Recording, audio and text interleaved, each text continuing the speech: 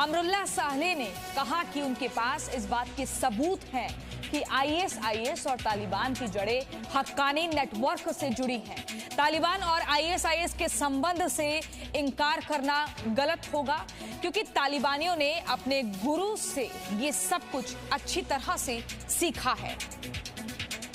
इसी खबर पर ज्यादा जानकारी के लिए हमारे संवाददाता ब्रह्म प्रकाश हमारे साथ जुड़ गए हैं। ब्रह्म प्रकाश दुबे इस वक्त लाइव है हमारे साथ। जिस तरीके से ब्रह्मा हम देख रहे हैं मौजूदा स्थिति, तालिबानियों की तरफ से मना किया गया कि उनका इस हमले में कोई हाथ नहीं है, लेकिन अमरुल्लाह सालेह की तरफ से जो बयान सामने आया है जिसमें वो दोनों की एक घनिष्ठ दोस्ती मान रहे हैं और तालिबानियों ने अपने गुरु से सब कुछ अच्छी तरह से सीखा है, इसको किस नजरिए से लिया जाए?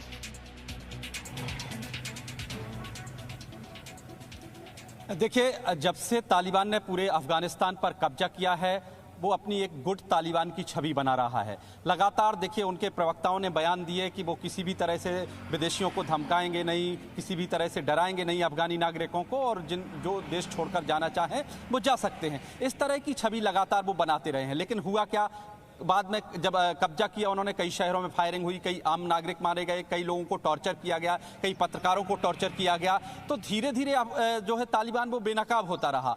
अब जिस तरह से देखिए कल लगातार काबुल में जिस तरह से धमाके हुए हैं और जिस तरह से आईएसआईएस के खुरासान ग्रुप ने इसकी जिम्मेदारी ली है, इसके बाद से इस तस्वीर पूरी तरह से साफ हो गई है कि कहीं ना कहीं तालिबान के अंदर ही जो दूसरे आतंकी गुट हैं वो भी बैठे हुए हैं।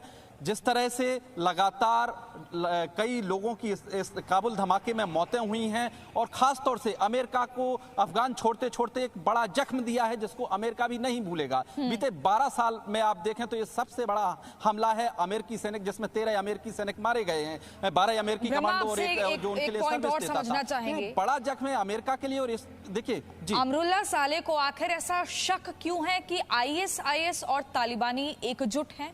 इसको लेकर इतने वो मजबूती के साथ बयान क्यों दे रहे हैं?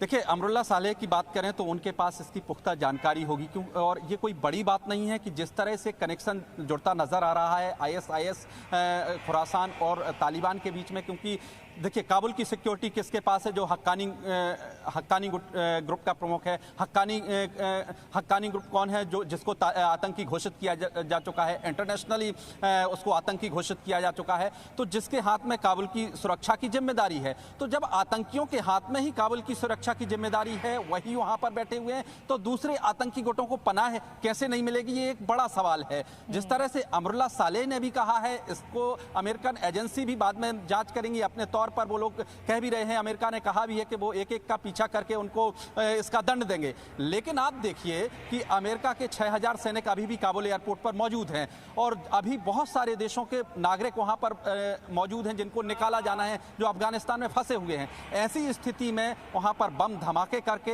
एक अमेरिका को बड़ा जख्म देना, और सबसे महत्वपूर्ण बात है कि वहां पर इसके चलते बहुत सारे सिविलियन भी उनकी भी मौत हुई है। तो एक बड़ा हमला था और इससे अमेरिका ही नहीं पूरी दुनिया को सबक लेना चाहिए कि जिस तरह से तालिबान ने कब्जा किया है, इससे एक आतंकी गुट को पनपने का एक बड़ा मौका मिल गया है। चाहे वो आईएसआईएस हो, चाहे हक्कानी नेटवर्क हो, या फिर चाहे पाकिस्तान में जो आतंकी अमेरिकी सैनिक और ब्रिटेन ही थे उनके निशाने पर, इसको लेकर भी तमाम कयास लगाए जा रहे हैं।